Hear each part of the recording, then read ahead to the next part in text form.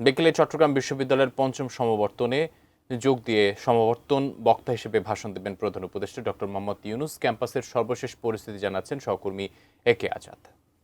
আজাদ, আপনার কাছ থেকে জানতে চাচ্ছি, ডক্টর মোহাম্মদ ইউনূস আজকে ভাষণ দিবেন শিক্ষার্থীদের উদ্দেশ্যে, সেখানকার সার্বিক পরিস্থিতি জানাবেন আমাদের। আপনাকে চট্টগ্রাম বিশ্ববিদ্যালয়ে সাত রব। তার কারণটি হচ্ছে যে দীর্ঘ 9 বছর পর একটি বিশাল সমাবর্তন অনুষ্ঠানের আয়োজন করেছে বিশ্ববিদ্যালয় কর্তৃপক্ষ। বলা যায় যে 23,000 গ্র্যাজুয়েট তারা তাদের সনদ পেয়েছেন। এরই মধ্যে বেশ কয়েকজনের মাঝে বিতরণ করা শুরু হয়ে গেছে। তার পরবর্তীতে যারা বিভিন্ন পর্যায়ে চ্যান্সেলর বা স্বর্ণপদক পাবেন তাদেরকে সেটি আনুষ্ঠানিকভাবে দেওয়া হতে পারে সেরকমটি।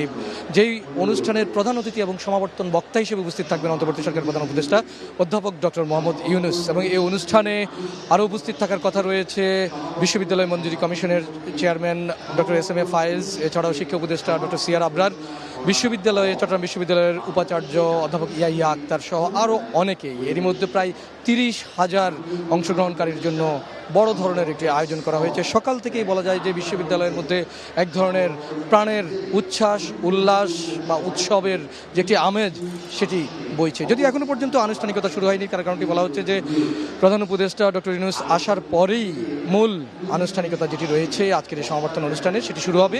অ্যান্টিব্যাকটেরিয়াল অ্যাডিটিভ যুক্ত সেরা ওয়াটার ট্যাঙ্ক বিশুদ্ধ পানিতে ব্যাকটেরিয়া জন্মাতে দেয় না।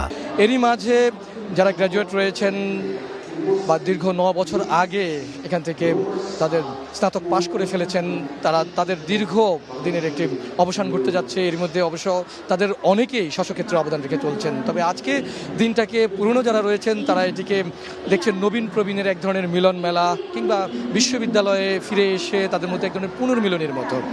তার চেয়েও সঙ্গে যুক্ত হয়েছে তাদের পরিবারেরই সদস্য, কিংবা এই বিশ্ববিদ্যালয়ে যিনি দীর্ঘজীবন অধ্যাপনা করেছিলেন অধ্যাপক ডক্টর ইউনূস, যিনি এরই মধ্যে রাষ্ট্র পরিচালনার দায়িত্ব পেয়েছেন।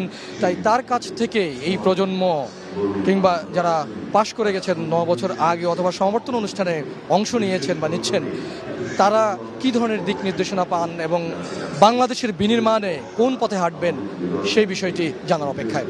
এখনকার মতো এই ছিল আমার কাছে সবশেষ।